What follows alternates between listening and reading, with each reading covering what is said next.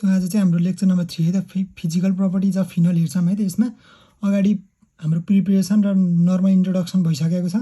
यो चाहिँ हाम्रो लेक्चर नम्बर 3 है त। अब फिजिकल प्रपर्टिज भन्नासाथ हामीले के हेर्छौँ भन्दाखेरि स्टेट हेर्छौँ, सोलुबिलिटी, त्यसपछि गएर बोइलिङ पोइन्ट, यस्तै कुराहरू हामीले फिजिकल प्रपर्टिजमा हेर्छौँ के। हाम्रो केमिकल प्रपर्टिज भन्नासाथ हामीले केमिकल रियाक्सन्सको त्यो हेर्छौँ हैन, तर फिजिकल प्रपर्टिजमा चाहिँ हामीले यस्तो कुराको स्टडी गर्छौँ है त। अब फिनोलको चाहिँ हाम्रो स्टेटमा के हुन्छ त्यो बुझौँ है त सर। हाम्रो प्योर फिनोल्स जुन हुन्छ, pure phenols are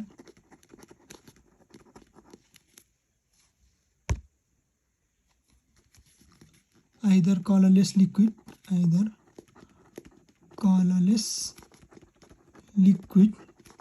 or low melting solids,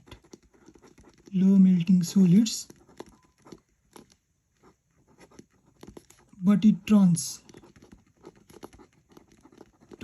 into pink है त। जब एयर अक्सिडेसन हुन्छ यो पिङ्कमा टर्न हुन्छ क्या, into pink due to air oxidation हुँदाखेरि चाहिँ पिङ्कमा यसको स्टेट चेन्ज भइदिन्छ क्या। प्योर फिनोल्स चाहिँ के हुन्छ भन्दाखेरि कलरलेस लिक्विड हुन्छ अथवा लो मेल्टिङ सोलिडहरू हुन्छ, तर तिनीहरूलाई हामीले एयरमा एक्सपोजर गऱ्यौँ भने चाहिँ तिनीहरू पिङ्क कलरमा चेन्ज भइदिन्छ क्या। यो भयो हाम्रो स्टेटको कुरा है त। त्यसपछि हामी गएर सोलुबिलिटीको कुरा हेर्छौँ। सोलुबिलिटीकोमा हामीले क्लास 12 को रिफरेन्समा चाहिँ सधैँ पानीमा कति घुल्न सक्छ त्यसको अनुसार हेर्छौँ है त। हाम्रो फिनोल चाहिँ पार्सियल्ली सोलुबल हुन्छ क्या। त्यो चाहिँ किन हुन्छ म देखाउँछु त। हामीले सोलुबिलिटी लेखेर यो लेख्नुभन्दा नि पहिला सुरु सोलुबिलिटीमा हामीले सधैँ इन्टरमोलिकुलर हाइड्रोजन बन्डिङ देखाइदिनुपर्छ क्या। वाटर मोलिक्युल्सको र फिनोल्सको बिचमा त्यो देखाइदियो भने राम्रो हुन्छ क्या। त्यो देखाएर अनि लेख्दिउँ है त। हाम्रो अब फिनोल भनेको के हो, OH भएको बेन्जिन भयो, बेन्जिनको टाउकोमा OH, यो ग्रुप भनेको हाम्रो फिनोल हो क्या। अब यसले पानीसँग अब इन्टरमोलिकुलर हाइड्रोजन बन्डिङ देखाउनु पर्यो, OH यतापट्टि H राख्यौँ, फेरि अर्कोपट्टि अब हाम्रो फिनोल बनाइदिउँ क्या। फिनोलको यसमा के छ, O अनि H छ नि त। यो चाहिँ यसो गरिदिए ठिक हुन्छ है त। हाइड्रोजन र अक्सिजनको यो बन्डिङ देखाउनु पर्यो क्या। फेरि यस्तै गएर यहाँ O यतापट्टि H यतापट्टि H, यसरी नै हाम्रो चाहिँ कम्प्लिट भएको हुन्छ क्या। यो भनेको हाम्रो इन्टरमोलिकुलर हाइड्रोजन बन्डिङ हो के। इन्टरमोलिकुलर हाइड्रोजन बन्डिङ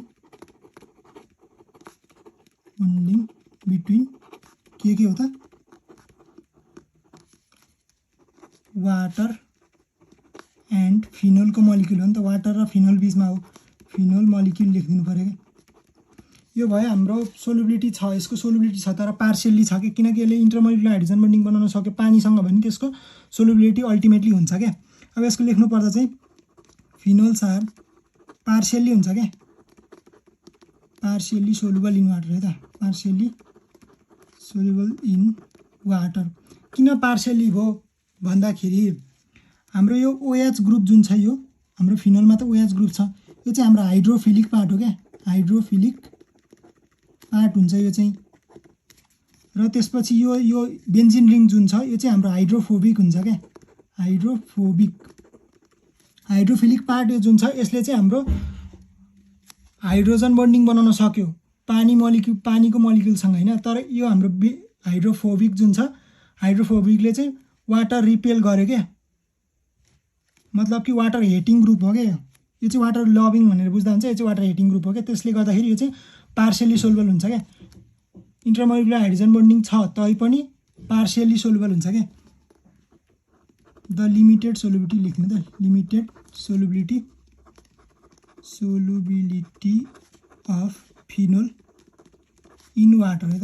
पानीमा हो नि त। Water is due to presence of OH group जुन चाहिँ पानीमा घुल्नेवाला छ है त। यो भनेको हाम्रो हाइड्रोफिलिक पार्ट है त, which can form hydrogen bonding है त। इन्टरमोलिकुलर हाइड्रोजन बन्डिङ लेखिन्छ, hydrogen bonding with water and अर्को के छ हाम्रो बेन्जिन रिङ छ, बेन्जिन रिङ है त, जुन चाहिँ के हो हाम्रो हाइड्रोफोबिक हो क्या, हाइड्रोफोबिक। फोबिक भन्ना छ डराउने जस्तो सुनिन्छ नि, त्यो फोबिक भनेको फोबिया लेख्छ नि, त्यो हाम्रो धेरै डिजिजहरू हुन्छ त्यो फोबिया, त्यो चाहिँ डराउने क्या, यस्तोदेखि यो डराउने भन्यो भने फोबियामा त्यस्तो नाम दिन्छ, त्यस्तै हो क्या, यो वाटरसँग डराउने भन्दा पनि भनेर बुझ्दा पनि हुन्छ, जस्ट नर्मल कन्सेप्टको लागि है त। Hydrophobic part which acts as water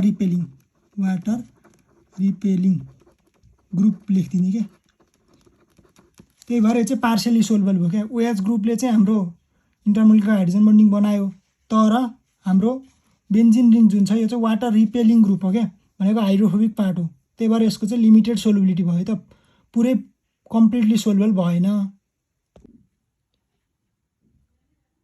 अब चाहिँ हाम्रो बोइलिङ पोइन्ट हेर्छौँ है त, फिनोलको बोइलिङ पोइन्ट हेर्नको लागि हामीले चाहिँ के थाहा पाउनुपर्छ भन्दाखेरि त्यो मलिक्युलमा इन्टरमोलिकुलर हाइड्रोजन बन्डिङ फर्मेसन हुन्छ कि हुँदैन। जसमा इन्टरमोलिकुलर हाइड्रोजन बन्डिङ फर्मेसन हुन्छ त्यसको चाहिँ बोइलिङ पोइन्ट धेरै हुन्छ क्या, त्यो इन्टरमोलिकुलर जुन हाइड्रोजन बन्डिङ फर्मेसन नभएको भन्दा त्योमा बढी हुन्छ भन्ने बुझ्नुपर्छ क्या। र यसमा हाम्रो फिनोलमा पनि इन्टरमोलिकुलर हाइड्रोजन बन्डिङ मजाले फर्मेसन हुन्छ है त। अब लेख्नु पर्न द बोइलिङ पोइन्ट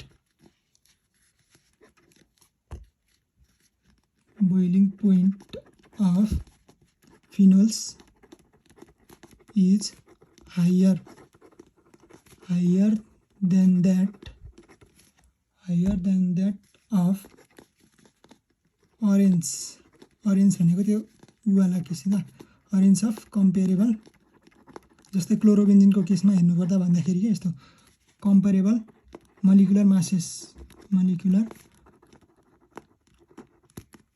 है त। यो चाहिँ कसरी हुन्छ भन्दाखेरि this is due to the presence of, केले गर्दा त intermolecular hydrogen bonding, presence of intermolecular hydrogen bonding between molecules of phenol है त, मोलिक्युल्स अफ फिनोलको मोलिक्युल्स बिचमा के छ इन्टरमोलिकुलर हाइड्रोजन बन्डिङ फर्मेसन हुन्छ क्या, त्यही भएर बोइलिङ पोइन्ट धेरै हुन्छ फिनोलको। त्यस्तै यसको लागि हामीले यो लेख्नुभन्दा पनि इक्जाममा गर्दाखेरि चाहिँ यो बनाएको देखाउनुपर्छ क्या, जसले गर्दाखेरि मार्क्स आउँछ कि यो के लेख्छ पढेर बस्दैन क्या, त्यो इक्जाममा कपी चेक गर्ने है त। ओएच यो भनेको हाम्रो फिनोल भयो क्या होइन, यसमा अब इन्टरमोलिकुलर देखाउनु पऱ्यो भने चाहिँ 2-3टा मोलिक्युलको हामीले देखाइदिँदा ठिक हुन्छ। त्यसको लागि फिनोल अर्को फिनोल नै बनाउने ओ, त्यसपछि एच, र हाइड्रोजन र अक्सिजनको बिचमा इन्टरमोलिकुलर देखाइदिने क्या यसरी। फेरि यतापट्टि के चाहियो हामीलाई ओएच चाहियो, यसो गर्नु पऱ्यो, यसरी देखाइदिनु पऱ्यो क्या। यो भयो हाम्रो intermolecular hydrogen bonding, intermolecular hydrogen bonding है त, हाइड्रोजन बन्डिङ इन फिनोलमा अन्त यो यसरी देखाउनु पऱ्यो है त। अब हाम्रो आइसोमेरिक फिनोल्सको केसमा के आइसोमेरिक यसको फिनोलको केसमा चाहिँ के हुन्छ त्यो हेरौँ है त। In case of isomeric phenol हाम्रो अर्थोवाला आइसोमर जुन हुन्छ, अर्थो पोजिसनमा भएको वाला isomer, ortho isomers have lower BP than para isomers क्या, पारा आइसोमर्स है त। अर्थो आइसोमर्सको चाहिँ लो बिपी हुन्छ, त्यो किन हुन्छ हेरौँ है त। जस्तै हामी एउटा अर्थोनाइट्रोफिनोलको इक्जाम्पल हेरौँ क्या, फर इक्जाम्पल अर्थोनाइट्रोफिनोल र पारानाइट्रोफिनोल है त। अर्थोनाइट्रोफिनोल इन केस अफ अर्थोनाइट्रोफिनोल एन्ड पारानाइट्रोफिनोल त। अर्थोनाइट्रोफिनोल र पारानाइट्रोफिनोलको केसमा के हुन्छ हेरौँ नि त। अर्थोनाइट्रोफिनोल भनेको के हो, अर्थोमा नाइट्रोवाला ग्रुप भएको केस भयो होइन, जस्तै हामीले यहाँ ओ त्यसपछि गएर एच, यो भनेको हाम्रो फिनोलको ओएच है त। अब अर्थोमा चाहियो भने यहाँ अर्थो मेटा पारा, अर्थोमा के चाहियो नाइट्रोवाला ग्रुप चाहियो NO2 एन, त्यसपछि गएर यहाँ ओ यसरी लेख्यौँ, डबल बोन्ड यहाँ राख्यौँ है त। यो भयो भने अब हाम्रो इन्टरमोलिकुलर हाइड्रोजन बन्डिङ देखाउँदाखेरि त यहाँ इन्ट्रा हुन्छ, यो चाहिँ हाम्रो के हुन्छ इन्ट्रा मोलिकुलर